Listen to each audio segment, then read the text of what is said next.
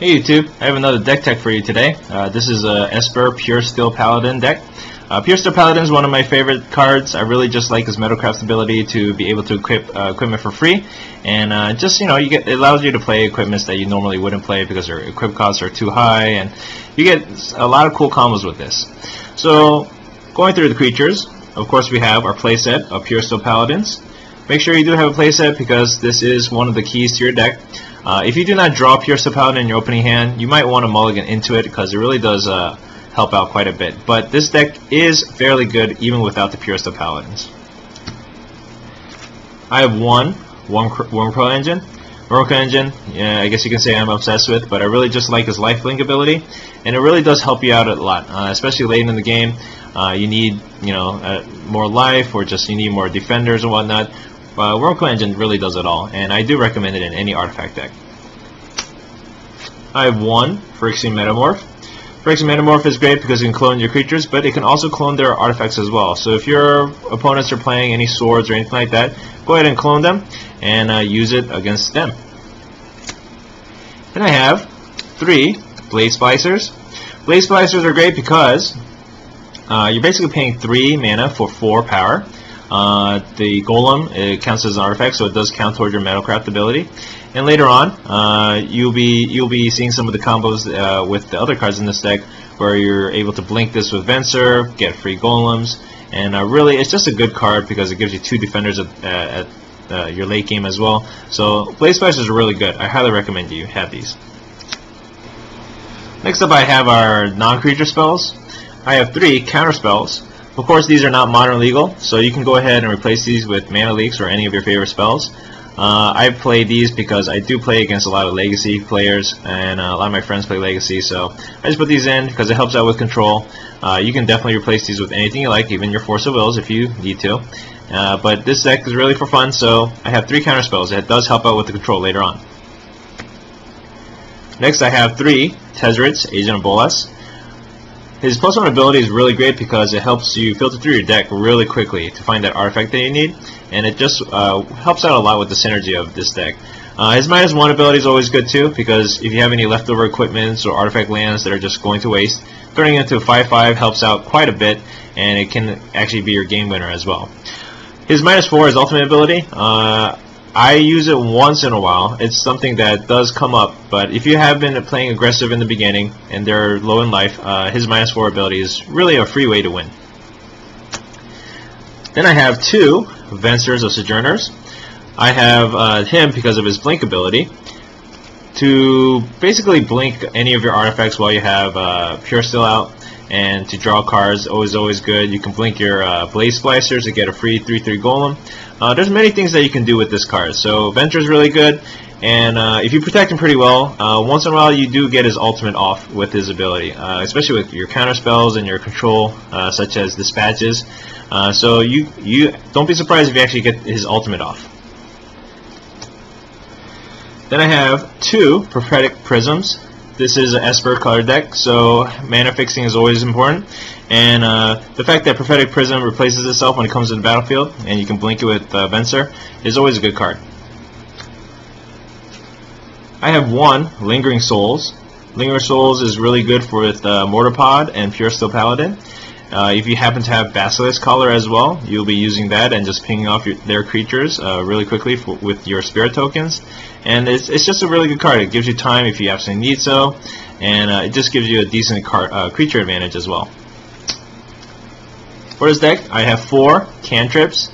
Again, remember Ponder and Preordains are banned, but really I just play this for Legacy.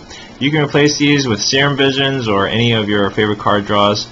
Try not to get too much. Maybe even a Cathaxian Probe will work out if you want modern legal, but you definitely need these because you want to filter through your deck. And then I have 4 Dispatches. As this is a artifact heavy deck, you will reach Metalcraft fairly often, and to exile their creatures with no drawback whatsoever is a really good deal. Lastly, we have our equipments. I have 2 Flayer Husks. Flayer Husks are of course, by themselves are not that great, but early on in the game, they're a good one-drop. You get a good blocker in the process, and you get to keep the equipment on the battlefield, so it counts towards your Metalcraft.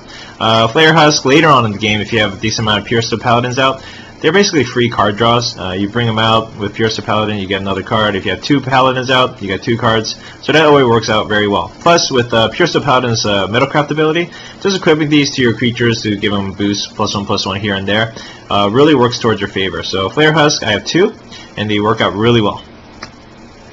I have 3 Mortarpods. Mortarpods' ability to ping one of your opponent's creatures or themselves is really good.